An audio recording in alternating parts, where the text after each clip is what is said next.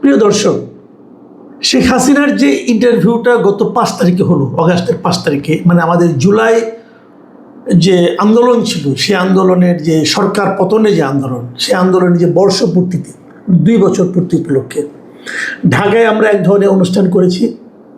আর ওদিকে দিল্লিতে ওই একই দিনে, এটা কাকতালীয়ভাবে না, আমার মনে হয় পুরোপুরি পরিকল্পিতভাবে ওখানে যে অনুষ্ঠানটা হয়েছে, সেটা যদিও হয়েছে যে নয়াদিল্লির ফরেন করেসপন্ডেন্স ক্লাবের উদ্যোগে, কিন্তু ওখানে যারা জড়িত ছিলেন প্রায় সবাই বাংলাদেশের লোকজন, আমরা এটা দেখেছি। এবং তারা এখানে আয়োজন করেছেন, শেখ হাসিনা বক্তব্য দিয়েছেন, শেখ হাসিনা সাংবাদিকদের প্রশ্নের উত্তর দিয়েছেন।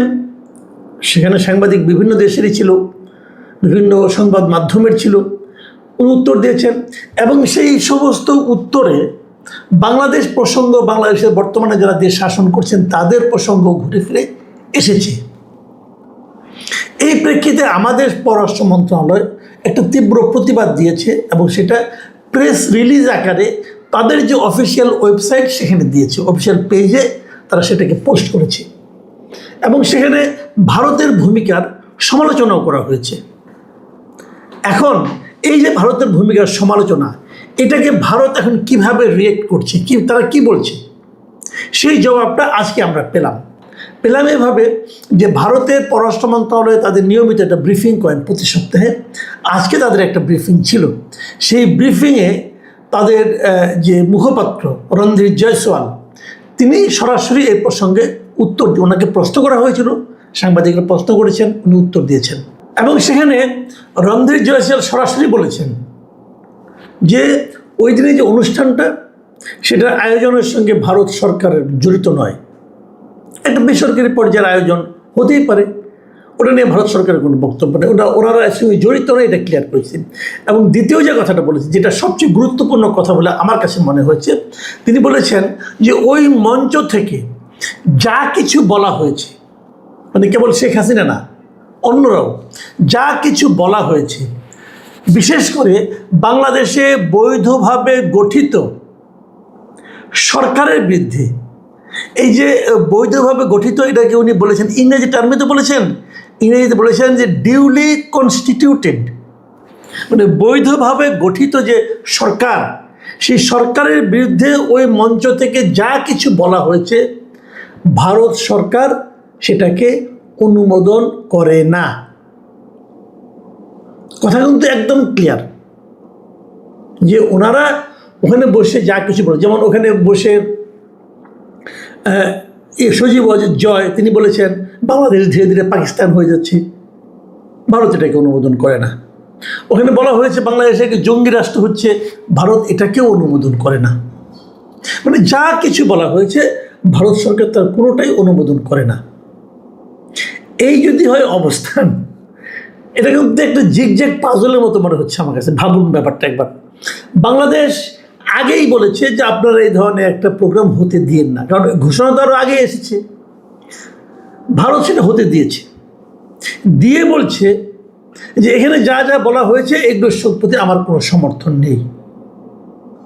তাহলে ভারতের এই ভূমিকাকে কি আপনারা দ্বৈত ভূমিকা বলবেন? যেটা কথা আছে না, চোরকে বলে চুরি করো, পুলিশকে বলে ধরো, এটা কি ওই ধরনের কিছু একটা? আমার কিন্তু তা মনে হয় না।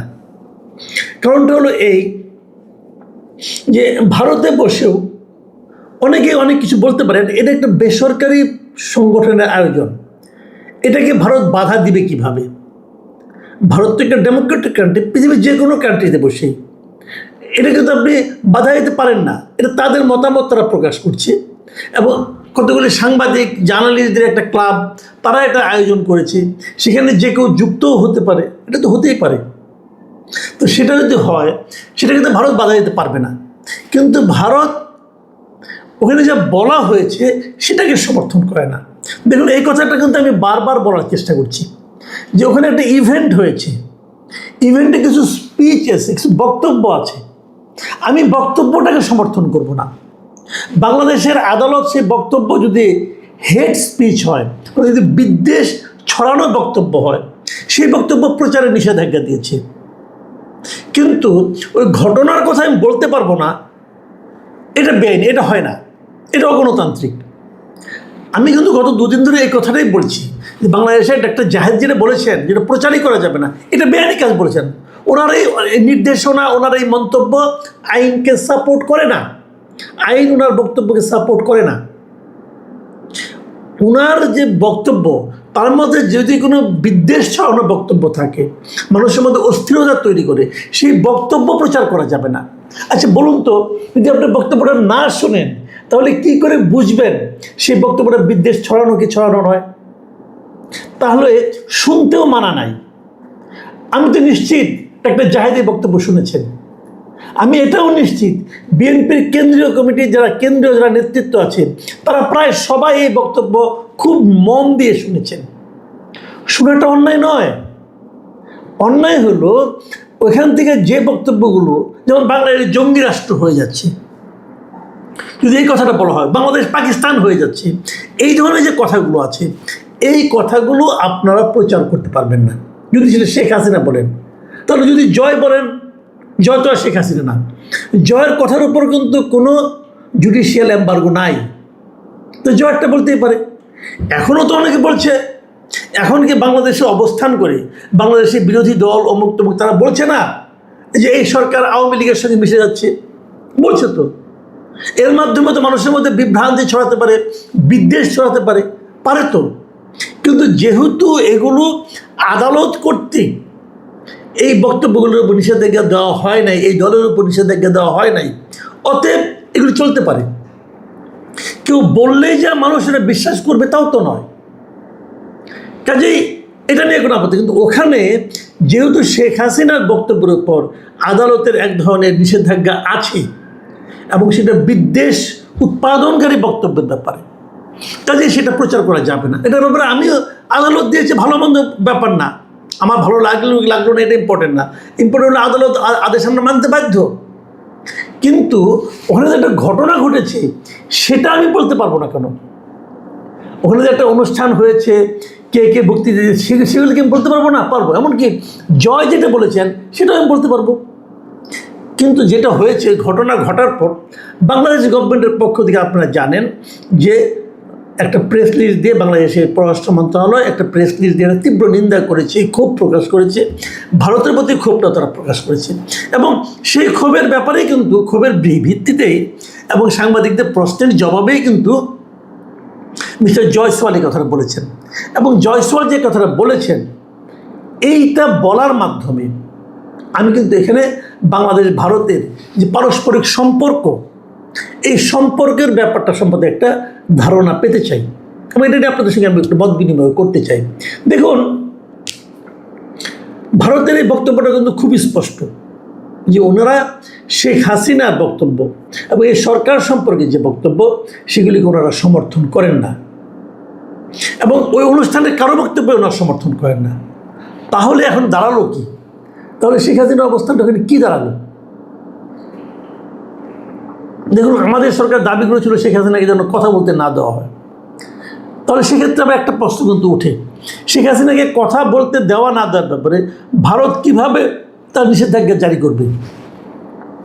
ভারতের যে শেখ হাসিনা আছে গত 2 বছর ধরে, আপনাদের মনে একটা প্রশ্ন কি জাগে নেই কখনো? শেখ হাসিনা এখানে স্ট্যাটাসটা কী, সেখানে কী হিসেবে আছে? আপনি যখন ভারতে যান অথবা অন্য কোনো দেশে যান, নানা ধরনের কিন্তু ভিসা আছে। কোনোটা ট্যুরিস্ট ভিসা, কোনোটা বিজনেস ভিসা, কোনোটা ডিপ্লোম্যাটিক ভিসা, কোনোটা অফিসিয়াল ভিসা, মানে নানা ধরনের ভিসার ক্যাটাগরি কিন্তু আছে। তার মানে আপনার ভিসার ক্যাটাগরিটা কি? মানে শেখ হাসিনার ভিসার উনি তো ভিসা নিয়ে যাননি এখান থেকে, তো ওখানে রাষ্ট্র কীভাবে তাকে থাকতে দিয়েছে, কী হিসাবে থাকতে দিয়েছে? উনি কি এখানে বন্দী, উনি কি এখানে গ্রেপ্তার হয়েছেন, নাকি ওখানে অতিথি? এই ব্যাখ্যাটা কিন্তু আমরা এখনো কেউ জানি। আমরা গত বছরের না, তার আগের বছর 2024-এর অগাস্টে উনি ওখানে যাওয়ার পর বোধহয় 1 সপ্তাহ না 2 সপ্তাহ পরে ভারত সরকার একটা বলেছিলেন উনি এখানে অতিথি হিসেবে আছেন এবং ওনাকে সর্বোচ্চ নিরাপত্তাও দেওয়া হচ্ছে। তো যদি অতিথি হিসেবে থেকে থাকেন, তাহলে ওনাকে কি গত 2 বছরে একবারও পাবলিকলি দেখা গেছে? একবারও দেখা যায়নি। তো অতিথি কি কোথাও যেতে পারেন? অতিথিকে শপিং মলে যেতে পারেন, অতিথিকে পাবলিক প্লেসে যেতে পারেন না? পারা তো উচিত। তো উনি পারেন না কেন? এই 2 বছরে ওনার কোনো ফটোগ্রাফ কেউ দেখেছেন? ভিডিও বাদ দেন, কোনো স্থির চিত্র কেউ দেখেছেন? কেউ দেখেন নাই। এই দেশেও দেখে নাই, ওই দেশেও দেখছি কিনা আমরা জানি না। কোনো পাবলিক কোথাও আমরা দেখি নাই। আমি বলেছিলাম একবার যদি এটা ভিডিও ইন্টারভিউ হতো তাহলে আমার দেখার খুব ইচ্ছা ছিল যে ওনার চেহারা কেমন হয়েছে 2 বছরের পর। বয়স তো ওনার হয়েছে, 80 বছর বয়স হয়েছে, ওনার কেমন আমার দেখার খুব ইচ্ছা ছিল, কিন্তু সেই ইচ্ছে পূরণ হয়নি।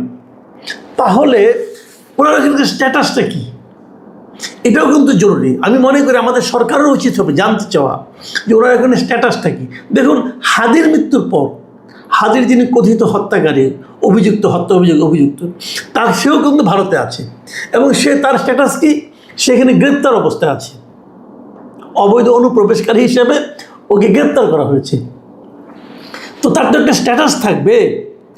আমাদের শেখ হাসিনার স্ট্যাটাস কি আমরা কেউ জানি না, জানা আমাদের অধিকার নাই। আছে তো, আমি সরকারকে বরং জিজ্ঞাসা করব ওনার স্ট্যাটাসটাকে আপনারা জানুন, জেনে আমাদেরকে জানান, আমরাও একটু বুঝতে চাই। তাহলে যদি উনি গ্রেপ্তার হয়ে থাকেন তাহলে তো ওনার ভিডিও বা অডিও কোনো বক্তব্য যাওয়ার অধিকার ওনার নাই। যেহেতু উনি অডিও বক্তব্য দিচ্ছেন সেহেতু আমার ধারণা উনি এখানে গ্রেপ্তার অবস্থা নাই, বরঞ্চ উনি অতিথি হিসেবে আছেন। তো অতিথি হিসেবে যদি উনি থাকেন, এটা যদি স্ট্যাটাস হয়, তাহলে ভারত তাকে কীভাবে বলবে যে আপনি কথা বলেন না? কাজেই ভারতের মিস্টার জয়সওয়াল যে কথাটা বলেছেন আমি কিন্তু এটাকে খুবই সমর্থন করি এবং উনি খুবই কূটনৈতিক ভাষায় বলেছেন যে আমরা ওনার বক্তব্যটাকে আমরা সমর্থন করি না।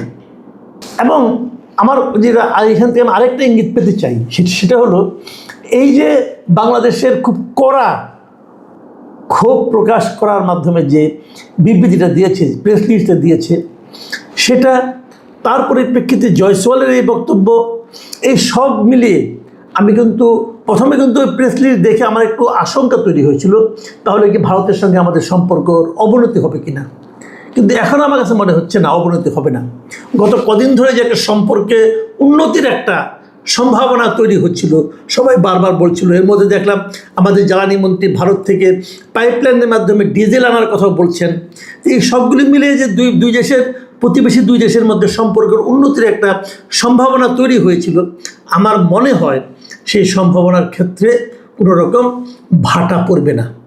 এটা আমি মনে করি ইতিবাচক, আমাদের দুই দেশের জন্য ইতিবাচক। কারণ আমি নিজেও মনে করি যে এগুলো নিয়ে এত বাড়াবাড়ি করার দরকার নেই। কে কী বললো না বললো কিছু আসে যায় না। আর সম্পর্কের ক্ষেত্রে আমরা সবসময় বলি যে ব্যক্তিতে সম্পর্ক আর রাষ্ট্রের সম্পর্কে কিন্তু বিরাট তফাৎ। দুইটা রাষ্ট্র পাশাপাশি থাকলে নানা ধরনের সম্পর্ক তৈরি হওয়া প্রয়োজন। শত্রু রাষ্ট্রের মধ্যেও কিন্তু বাণিজ্যিক লেনদেন হয়। কাজে আমি মনে করি সেই সমস্ত সম্পর্ক আরও বাড়ুক, ভালো হোক, এটাই হলো আমাদের প্রত্যাশা। কারণ তাতে আমাদের উভয় দেশেরই সুবিধা। আর হেট স্পিচ, এটা কি শেখ হাসিনা কি আমাদের এখান থেকে কেউ, কোনো ধরনের হেট স্পিচই আমি মনে করি প্রত্যাশিত নয়। প্রিয় দর্শক, এখন এই পর্যন্তই। পরবর্তীতে আবার কথা হবে। সবাই ভালো থাকবেন। আল্লাহ হাফেজ।